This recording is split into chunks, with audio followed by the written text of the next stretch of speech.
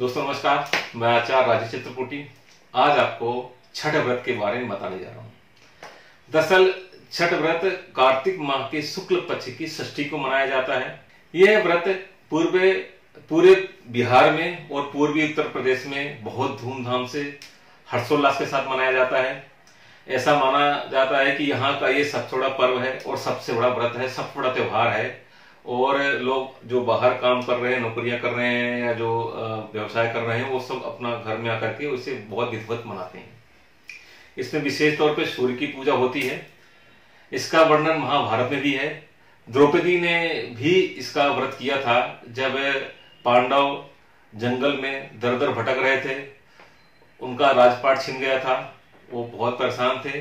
तो द्रौपदी ने इस व्रत को किया, भगवान सूर्य की आराधना करी, विधिवत पूजन करी, जिसके बाद दोबारा पांडवों को अपना राजपाट, वैभव और मान सम्मान प्राप्त हुआ।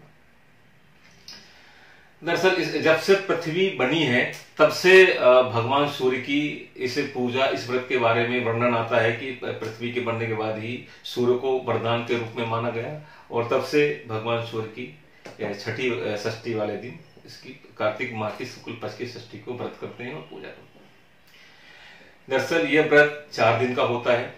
वो व्रती नहा धो करके, नवीन वस्त्र पहन करके और शुद्ध शाकाहारी भोजन करते हैं और घर के अन्य सदस्य भी व्रती के खाने के बाद ही भोजन करते हैं।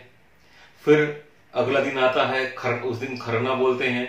तो खरना के वाले दिन शाम के समय जो व्रती होते हैं वो गुड़ की खीर बनाते हैं और ठेकुआ यानी घी और आटे से बना पकवान बनाते हैं और फल सब्जियों से पूजा करते हैं और उसी का प्रसाद ग्रहण करते हैं और लोगों में बांटते हैं। तो इसको बांटने से भी पुण्य की प्राप्ति होती है, जो इसको ग्रहण करते हैं उन्हें भी पुण्य की प्राप्ति होती है, ऐसा माना गया है। फिर इसके बाद 24 घंटे का व्रत रहते हैं।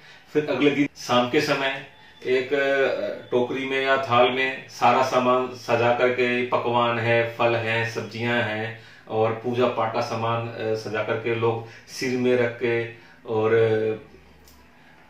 नदी किनारे जहां या जल होता है वहां पे जाते हैं। शाम के टाइम सूर्य को वहां पे अर्घ देते हैं और समस्त सामान से उनकी पूजा सामग्रियों से पूजा करते हैं। उन पे धूप, चंदन, मौली, हल्दी, सिंदूर, चंदन, चावल से उनको पूजा करते हैं, आराधना करते हैं। और ऐसा ही माना गया है कि जो ये फल फूल माला और जो ये सामग्री होती है, मतलब पूजन उसके प्रसाद की जो सामग्री की टोकरी होती है, इसे जो व्यक्ति मतलब सर में रख के और ले जाता है उसे भी विशेष पुण्य की प्राप्ति होती है और जो व्यक्ति व्रती का वस्त्र धोता है उसे भी विशेष पुण्य की प्राप्ति होती है। तो ये छठ वाले दिन शाम को पूजा हो गई, सूर्य को अर्घ्य दे दिया, उनकी विधिवत पूजा कर ली और कुछ लोग शाम को वहां से लौटने के बाद विशेष अनुष्ठान भी करते हैं। गन्ने में जाकर के इस सारे प्रसाद को रखते हैं और वहां पे उनकी पूजा करते हैं।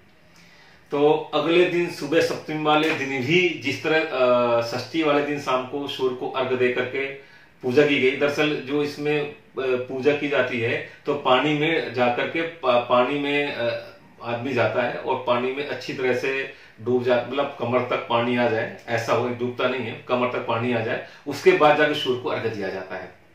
इस चीज का विशेष ध्यान दें।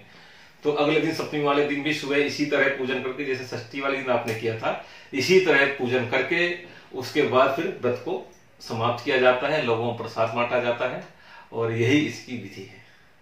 तो दोस्तों आज के लिए इतना ही। नमस्कार।